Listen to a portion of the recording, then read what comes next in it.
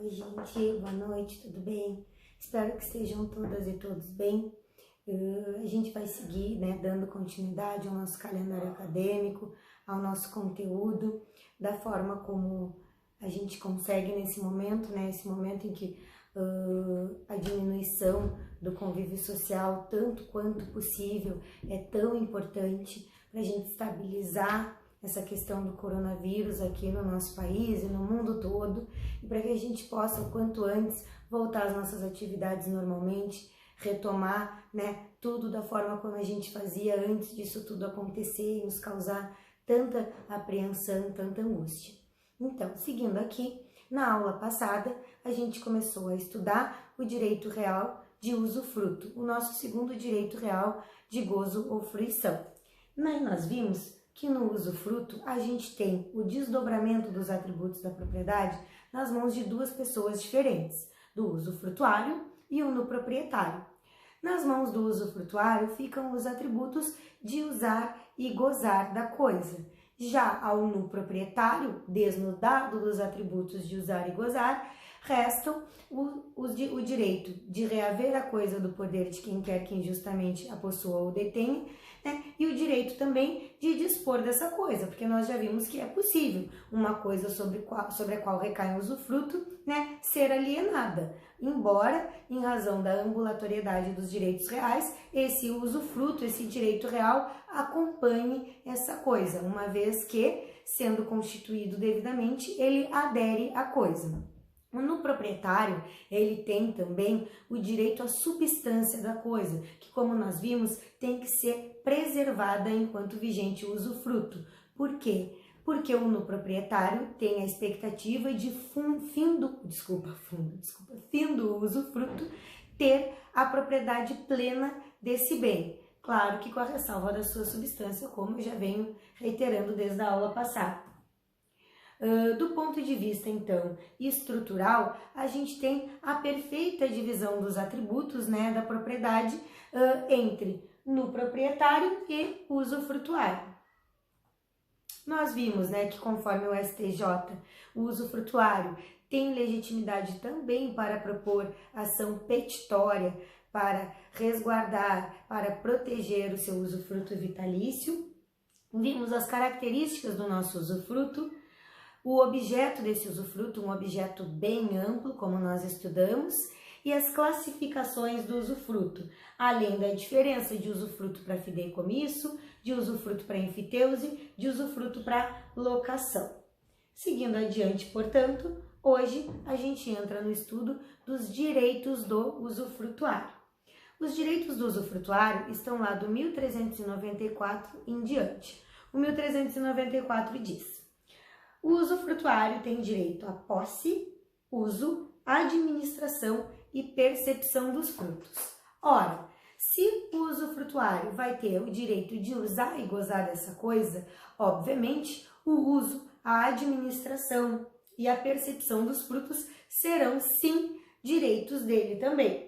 1395, quando o usufruto recai em títulos de crédito, o usufrutuário tem direito a perceber os frutos e a cobrar as respectivas dívidas. Parágrafo único.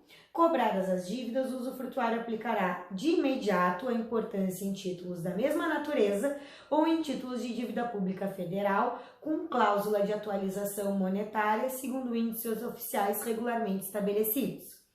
1396. Salvo o direito adquirido por outrem, o usufrutuário faz seus os frutos naturais pendentes ao começar o usufruto, sem encargo de pagar as despesas de produção.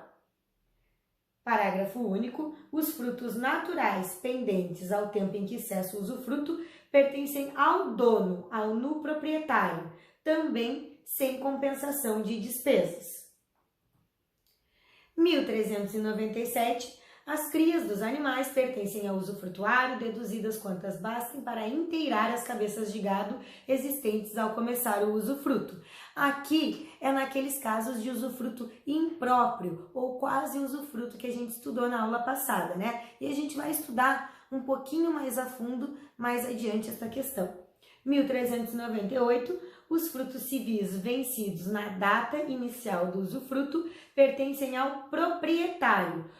e ao usufrutuário os vencidos na data em que cessa o usufruto. Bom, fruto civil vencido na data do início do usufruto, no dia em que começou o usufruto, ainda pertencem ao nuproprietário. Desculpe. E os que vencem na data em que cessa o usufruto vão pertencer ao usufrutuário. Aqui a gente, né, tem essa compensação. 1399, desculpe, 1399, o usufrutuário pode usufruir em pessoa ou mediante arrendamento o prédio, mas não mudar-lhe a destinação econômica sem expressa autorização do proprietário. O que significa, então, esse 1399?